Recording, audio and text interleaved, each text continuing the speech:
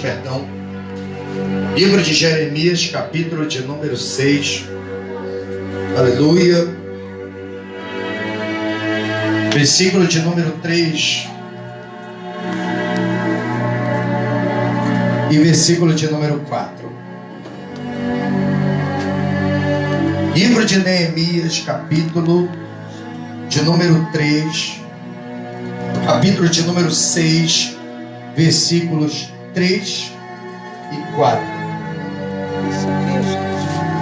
Aleluia. Para a nossa meditação nessa noite. Livro de Neemias, capítulo de número 6, versículo de número 3. Neemias. Não é Jeremias, é Neemias. É Neemias, capítulo de número 6, versículo de número 3 e 4, para podermos compreender o contexto daquilo que Deus ele tem a falar conosco nessa noite. Neemias, capítulo de número 6, versículo de número 3 e 4. Diz assim a palavra do Senhor: E enviei-lhes mensageiros a dizer: Estou fazendo uma grande obra, de modo que não poderei descer. Por que cessaria esta obra enquanto eu a deixasse e fosse ter convosco? E da mesma maneira enviaram a mim 4 vezes, e da mesma maneira lhes respondi. Amém, amados? Você pode tomar o seu assento nessa noite, louvando o nome do Senhor. Aleluia.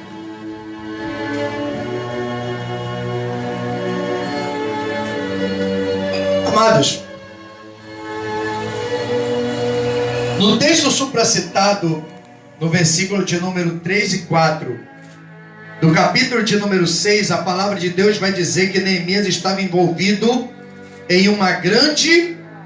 Qual era a proporção da obra? Era grande. Então era algo de extrema importância que Neemias estava realizando. Mas para que você possa entender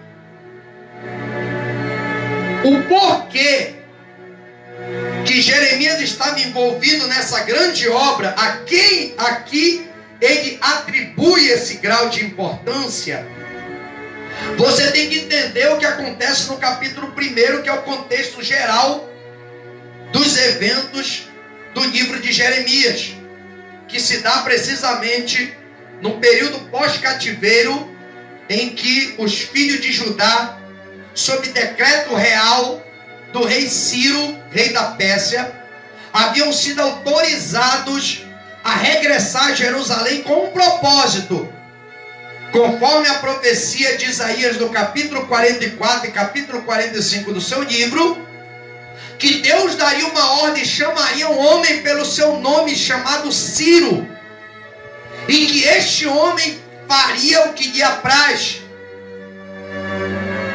e encabeçaria tanto o regresso do povo de Babilônia para Judá, quanto patrocinaria a reedificação dos muros de Jerusalém e do templo do Senhor. Então nós vemos que há um contexto por trás disso daí, e uma promessa profética, uma ordem profética de Deus. E quando chega esse período, a palavra de Deus diz que já na terceira e última etapa da reedificação, da restauração de Jerusalém, quase um século depois dos acontecimentos do capítulo de número 1, Neemias, ele, na fortaleza de Suzã, como oficial, mais precisamente copeiro do rei, Neemias ele recebe uma visita de um irmão chamado Anani, que havia recentemente regressado de Jerusalém e trouxe um relatório do que estava acontecendo em Jerusalém. E aqui que a gente vai entrar, porque aqui você vai entender o porquê para Jeremias essa obra era grande. Porque, irmão, as coisas só têm importância quando você atribui importância. chega de Jerusalém, a palavra de Deus diz que as notícias são trágicas. Neemias, ele faz uma pergunta a Hanani: como é que vai o povo lá em Jerusalém? Porque Neemias estava em Suzã, na fortaleza. Estava longe de Jerusalém. Ele só ouvia falar do que acontecia. Eu acho interessante que mesmo Neemias, estando distante e sob uma alta responsabilidade no reino da Pérsia, ele não perdia contato com as notícias vindas de Jerusalém. Porque, irmão, quem verdadeiramente se importa com alguma coisa, ele não deixa para depois e nem coloca na mão de outro a responsabilidade que tem que ser sua. Ele pergunta para Hanani, e a palavra de Deus diz que Hanani responde. E essa resposta, ela traz justamente as condições em que Jerusalém se encontrava. Duas eram as situações em que Jerusalém se encontrava. Primeira, Hanani diz: Jerusalém está com os muros fendidos. Observa que ele não fala que os muros estão derrubados. Ele fala que os muros estão fendidos. Eram os problemas que estavam se abatendo sobre Jerusalém. Qual era o primeiro problema? Muro fendido. Isso quer dizer, o muro estava com brecha. O muro estava com brecha. Quem quisesse entrar, entrava. Quem quisesse sair, saía. Não tinha limite, porque muro fala de limite. A vida de qualquer ser humano tem que ter limite. Se não tiver limite, o negócio vira bagunça. Qualquer um chega, entra, faz o que quer e sai a hora que quer, e a situação fica bagunçada, fica caótica.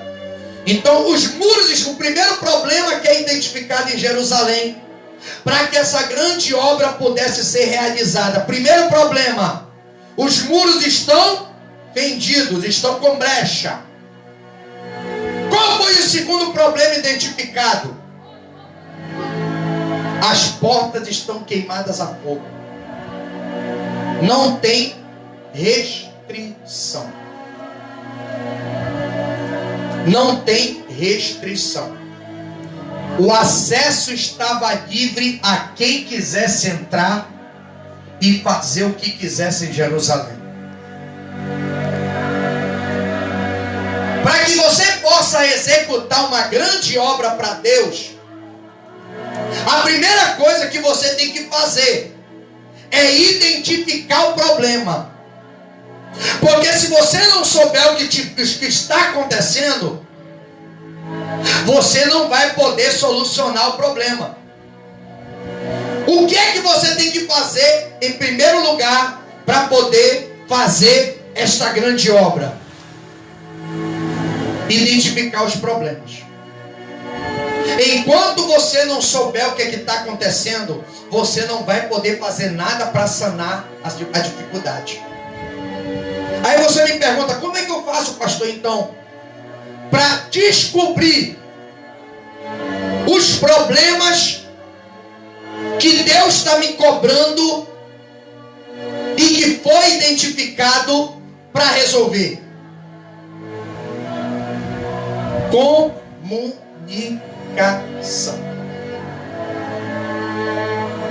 Eu quero realizar uma grande obra para Deus, mas eu quero te dizer nessa noite: você quer realizar uma grande obra? Quer ser útil para Deus? Quer fazer aquilo que Deus mandou você fazer e fazer de forma correta? Porque também não adianta você querer fazer e não fazer direito. Porque uma coisa é fazer, outra coisa é fazer direito. Tem muita gente que faz, mas nem todo mundo faz como deve fazer. Lembra de Davi? sentiu no coração de trazer a arca. Foi fazer de qualquer maneira. O que foi que aconteceu? Custou a vida de um homem que há 20 anos cuidava da arca. Isso mostra que o tempo de exercício ministerial não define o teu sucesso na obra. O que define o teu sucesso é tua obediência aos princípios que Deus te ensina. Se Deus falou, faz desse jeito, não faça de outro que não vai dar certo. Faça do jeito que Deus mandou, que Deus vai confirmar e vai dar vitória.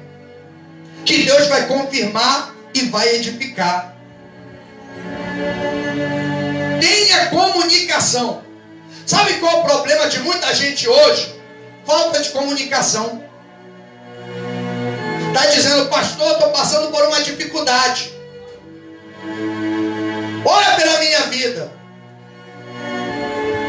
Mas aí tem certa dificuldade que não é o pastor que vai resolver. Tem certa dificuldade que não é o obreiro que vai resolver. Tem certas dificuldades que a própria pessoa pode resolver se houver comunicação. Muitas das vezes está na dificuldade no casamento, ou está com a dificuldade na sua família, e não consegue resolver. Por quê? Porque na maioria das vezes não tem comunicação. Ninguém pode obter resposta, irmão, se não perguntar. Se não perguntar. Você vê que Neemias, até aquele momento, não sabia o que estava acontecendo, achava que estava tudo certo. Porque Zorobabel já tinha ido a Jerusalém para edificar o templo.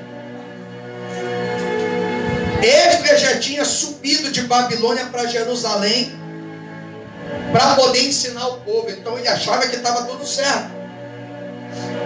Mas mesmo passado quase um século, chega a notícia: o muro ainda está com brecha e as portas ainda estão queimadas a fogo. Não tem restrição, não tem limite, não tem proteção. Eu quero te dizer nessa noite para você que sente no coração de fazer uma grande obra para Deus, primeiramente, te comunica. Vai procurar saber o que é que está acontecendo. Porque não adianta você agir e querer resolver o problema de forma superficial, só agindo nos sintomas.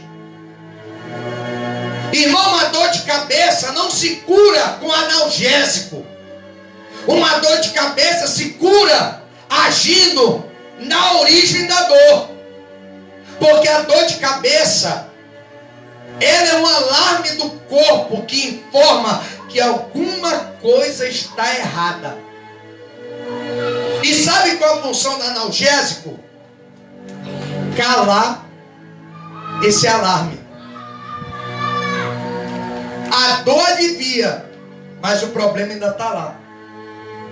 É o que muita gente está fazendo no dia de hoje.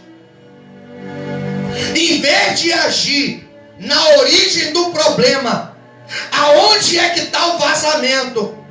Aonde é que está o acesso que o diabo está tendo para entrar, para bagunçar, para embaraçar, para atrapalhar, para atrasar? Está usando analgésico para aliviar a dor. Em vez de agir na causa do problema e extrair, não. Está receitando analgésico para poder aliviar os sintomas. Irmão, quando se tem um tumor, não adianta você usar analgésico para aliviar, não. Você tem que extrair o tumor. Enquanto a secreção está lá, o corpo vai sofrer. Enquanto o problema está alojado, a situação vai continuar difícil. Porque a Nani também falou que o povo estava em extrema miséria, porque estava sendo saqueado dia por dia, com brecha no muro e sem porta. Qualquer um entrava, roubava aleluia, destruía, fazia maldade e ia embora. Então a secreção estava lá. Enquanto não houvesse uma extração, a cura não chegaria. Enquanto não houvesse uma remoção do problema, o problema não seria resolvido. Você vê que foi mais de 70 anos de cativeiro, irmão. Até lá diz a palavra que quando Neemias se prontifica a fazer alguma coisa por Jerusalém, se levantam 3 homens, aleluia, que já conheciam o problema, que já eram familiarizados com o problema, que viviam em volta do problema, mas não levantavam ou moviam um dedo para resolver o problema. Pelo contrário, eles conviviam com o problema.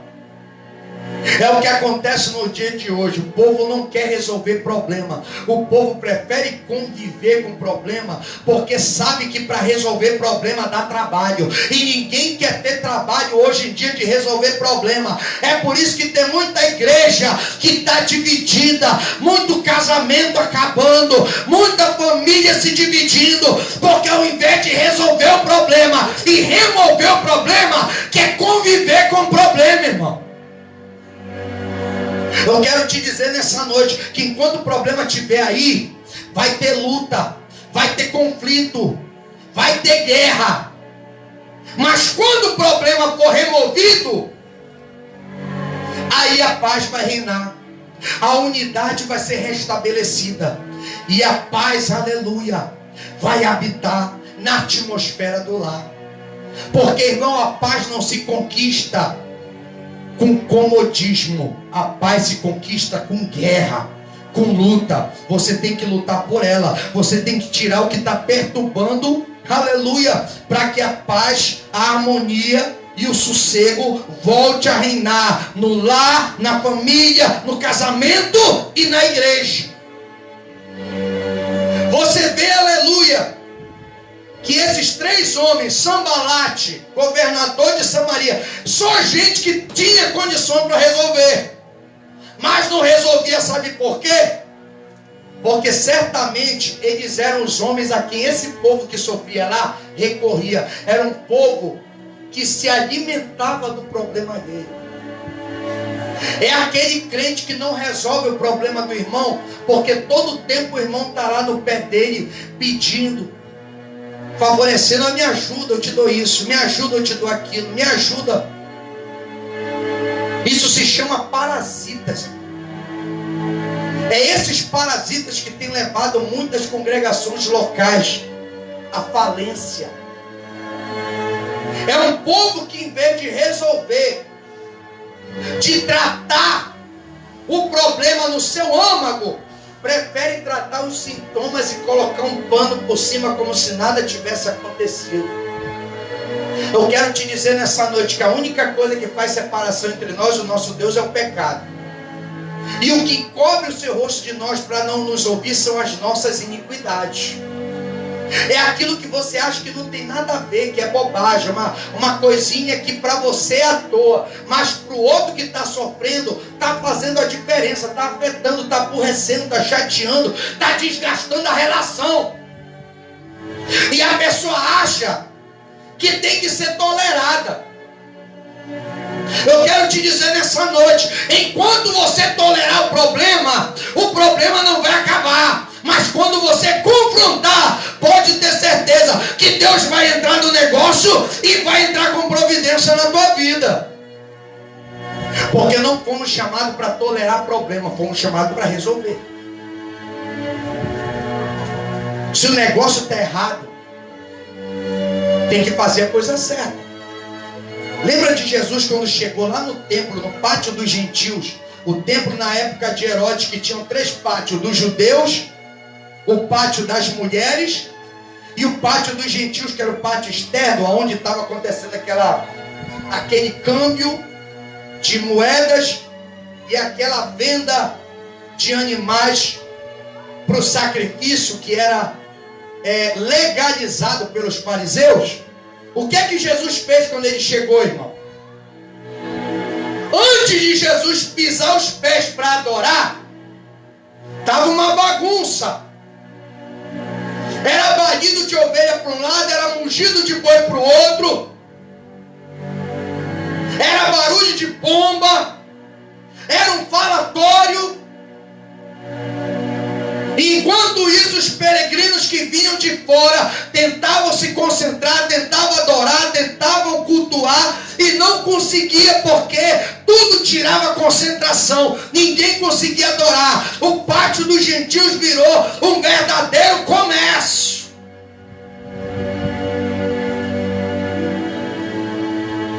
Dois eram os problemas. Primeiro, barulho.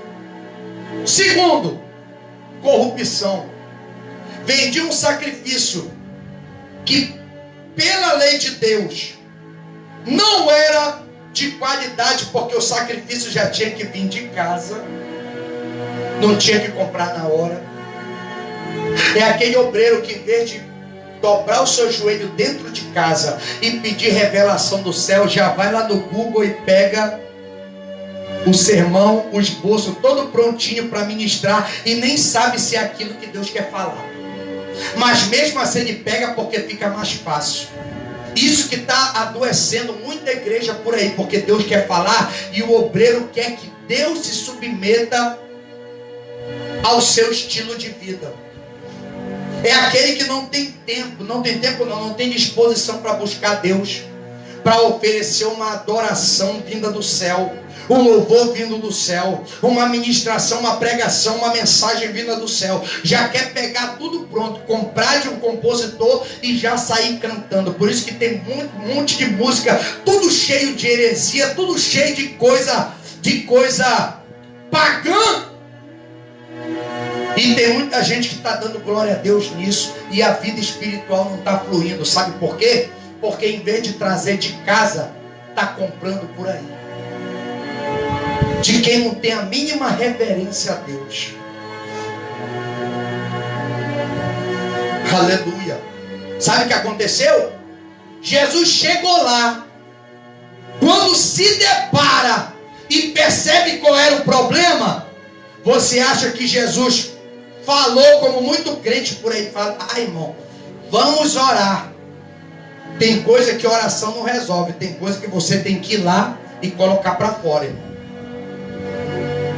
Tem coisa que é você que tem que restringir. Tem coisa que Deus não vai esperar você chegar em casa, fazer um propósito de jejum, para ver o que é que vai ser. Tem coisa que, se você não resolver pessoalmente, o problema vai persistir e a igreja vai sofrer. Lembra do tabernáculo em Siló? Mesma coisa. Ana todo ano ia cultuar. Quando chegava lá, além dos problemas dentro de casa, tinha os problemas na obra, que os filhos de Eli roubavam o sacrifício, profanavam o santuário, se prostituía na porta do tabernáculo, e Eli só fazia falar, mas não tomava atitude, até o dia que Ana chega, faz um propósito e entrega na mão de Deus. Senhor, eu não posso fazer, mas abre o meu ventre e me dá alguém que resolva esse problema. E quando Samuel chegou, aconteceu o quê? Pôs ordem na casa.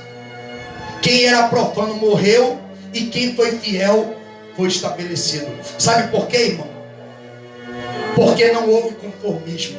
Enquanto você se acostumar com a situação não vai mudar sozinha, não. O tempo resolve. Tem coisa que não é o tempo, tem coisa que é você que tem que resolver. Enquanto você não intervir, o problema continuará.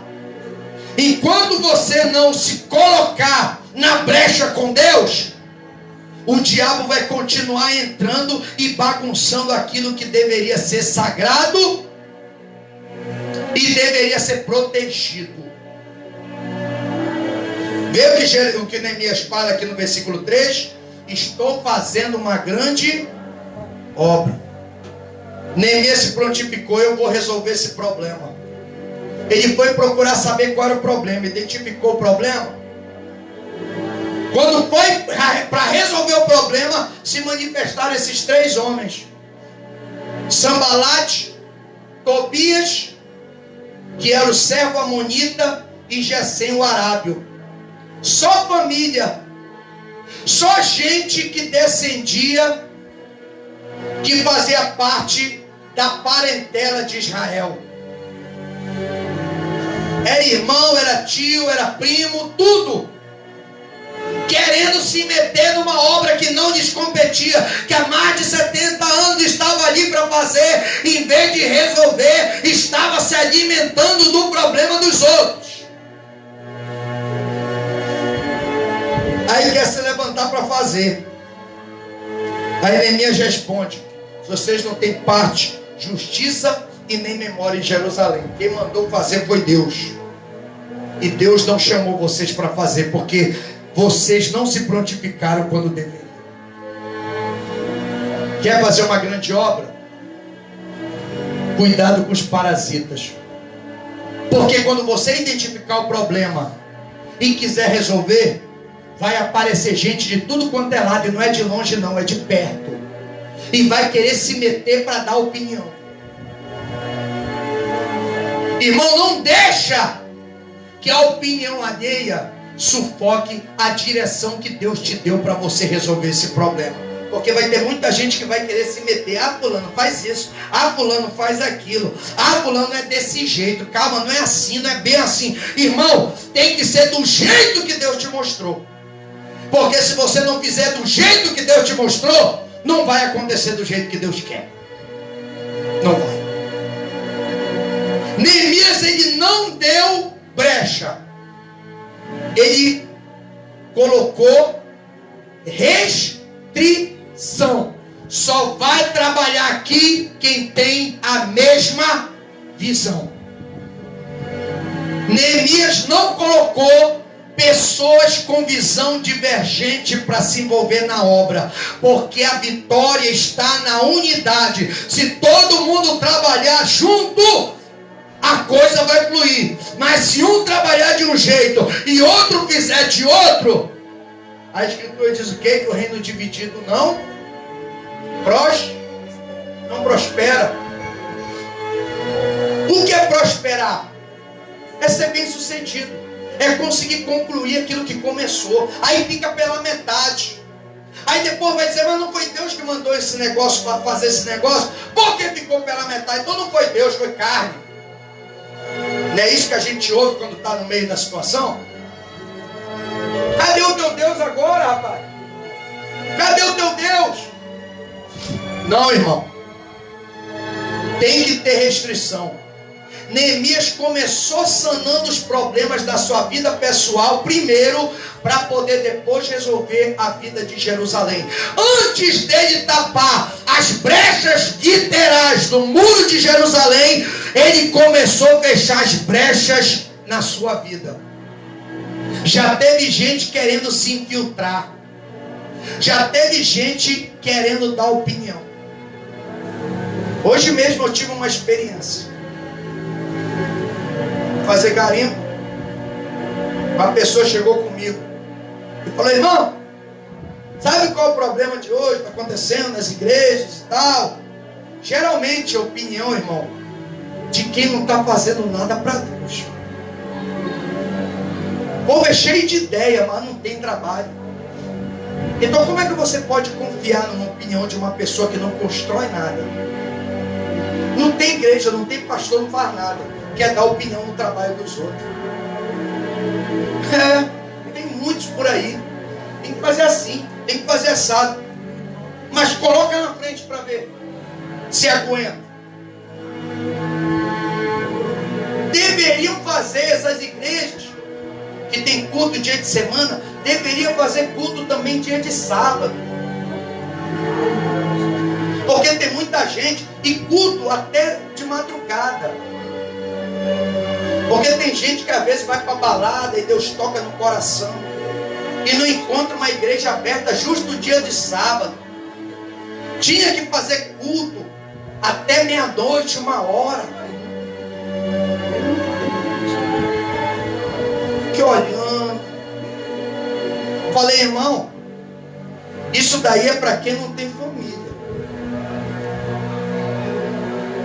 Isso é para quem não tem família. Porque para quem trabalha e tem família, fica difícil você cultuar terça, quarta, quinta, sexta, sábado e domingo. E a tua vida vai para onde? Aí você tapa a brecha na vida dos outros, a tua tá com um rombo que não tem mais tamanho. E o diabo só entrando, ó, porque você vai para cima e a retaguarda fica aberta. Tem que ter culto dia de sábado e até de madrugada. Aí eu fiquei pensando comigo mesmo, eu não falei mais nada.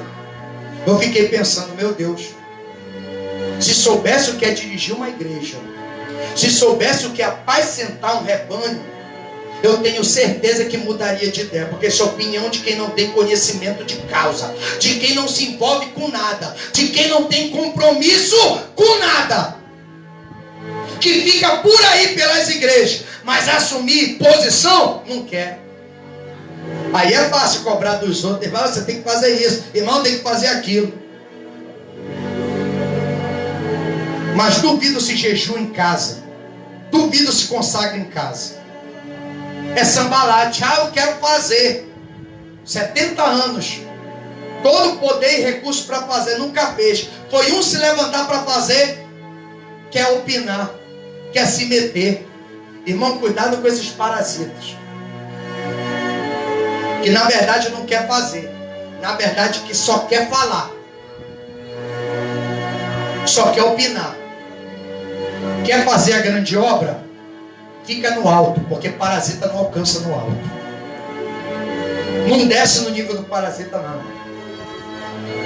Parasita vive da vida dos outros. Enquanto o povo estava ali na miséria, ó, eles ficaram ali segurando, como na minha mão. Está precisando aqui, ó, mas depois você vai me devolver. É assim, irmão. Esse é o famoso tirano, que não te ajuda a resolver, porque ele vai se alimentar do teu problema. Toma muito cuidado com esse tipo de gente, porque esse tipo de gente gosta de se aproveitar e de usar de má fé com os outros para poder sobreviver daquilo que os outros produzem, sendo que ele mesmo não produz nada. Estamos falando aqui sobre os perigos que ameaçam a grande obra. Primeiro perigo são as brechas. Neemias teve que fechar todas as brechas. Teve que se concentrar no que ele deveria.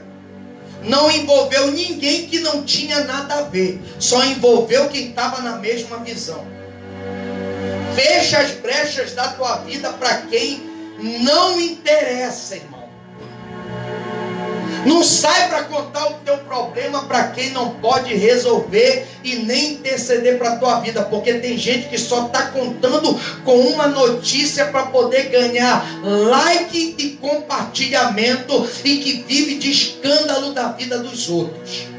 Toma muito cuidado, que tem mais gente para te procurar e saber da tua vida, para poder se alimentar do escândalo, do problema, da dificuldade e poder ganhar, aleluia, curtida e compartilhamento nas redes sociais, do que verdadeiramente pagar o preço para ver Deus mudar a tua história. Cuidado com quem você está segredando a tua vida. Jesus, ele te ensina a fechar a brecha. Quando orares, entra no teu aposento, irmão. Vai lá no lugar mais secreto da tua casa, que é o teu quarto. O lugar da intimidade, tanto do casal quanto a intimidade com Deus. E fala com o teu pai. Porque Jesus, ele não fala com o teu Deus, ou fala com o teu Senhor. Ele fala com o teu pai.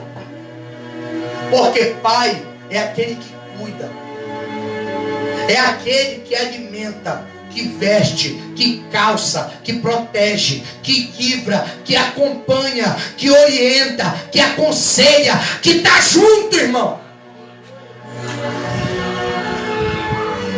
O nosso Deus, ele é pai. Te acompanhou desde o teu nascimento. Foi ele que te fabricou, ele que te fez, ele que te criou. Então ele sabe tudo o que está acontecendo com a tua vida. Não fala com quem não sabe nada da tua vida, porque ainda vai falar o que não tem nada a ver com a tua vida. Fecha as brechas. Para ele fechar as brechas do muro, ele teve que primeiro fechar as brechas do seu coração. Vinha gente ameaçar: eu não vou participar, então isso daí também não vai dar certo.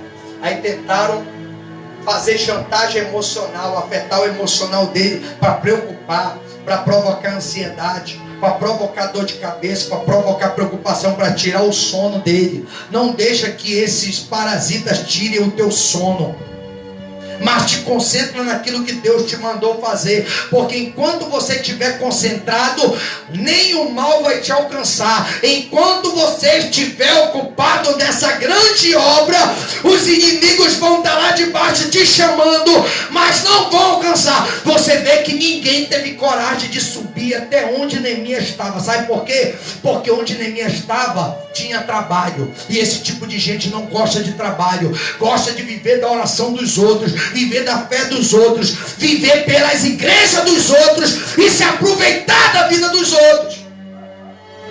Mas ele mesmo não quer jejuar, buscar e pagar o preço para poder ser produtivo para a glória de Deus. Então ele não vai subir no teu nível. Por isso não te preocupa. Continua na torre da vigilância, continua no alto do andaime, construindo, fechando as brechas, edificando, porque o teu trabalho é que vai te justificar. Quando vierem tentar te caluniar, o que você fez vai falar por ti. Confronta, irmão. Confronta. Tem gente que diz: ah, se alguém invadir, fala comigo que eu reponho para você. Ou seja, prefere remediar do que prevenir. Quer que o problema acabe? Tapa essa brecha. Veda esse vazamento. Porque o diabo, para entrar, não precisa de uma porta aberta, ele só precisa de uma brecha. Uma vez eu tinha uma experiência lá em Belém. Tinha essas madeiras assim, e eu vi que tinha uma brecha pequena, e tinha um ratinho que estava entrando no quarto onde eu dormia, que a gente não sabia por onde esse rato passava, que estava tudo vedado, exceto aquele espaço de mais ou menos isso aqui. Acho que isso aqui deve ter 1,5 centímetros por aí. Eu perguntei, eu falei com Deus: Senhor, o que está acontecendo? Que esse rato, eu acho que está enviado de Satanás, porque não tem como entrar aqui, o bicho entra, sai, e eu não sei o que está acontecendo. Era um ratinho, é uma chama lá em Belém de catita, é um ratinho, um rato pequeno, catitazinho. Certa noite eu estava deitado na cama e fiquei olhando para cima, esperando uma resposta de Deus. Quando eu menos esperei, o rato passou pela brecha de 1,5 centímetros. Entrou, quando ele me viu, ele voltou. Aí o problema. O bicho parece uma borracha, irmão. É um negócio sinistro. Não tinha como aquele rato passar por ali, irmão. Mas ele, sei lá, parece que eles se espremem. Parece uma borracha que passa. Assim é o diabo, se ele precisar se espremer só para entrar na tua vida, para poder te sabotar, ele se espreme, irmão. É só você dar brechinha. O que é que eu fiz? Peguei cimento, taquei na brecha. Cadê o rato? Acabou. Tá vendo? Tem coisa que não é o diabo não, irmão. Tem coisa que é falta de vigilância mesmo. Tem coisa que o crente não vigia, deixa a brecha aberta, achando que não vai entrar. Quando vê, entra. Aí desenvolve a prole, deixa os ratinhos e vai embora. Quando você vê, está com um ninho de rato dentro de casa. Só porque você teve preguiça de ir lá e tapar aquela brecha.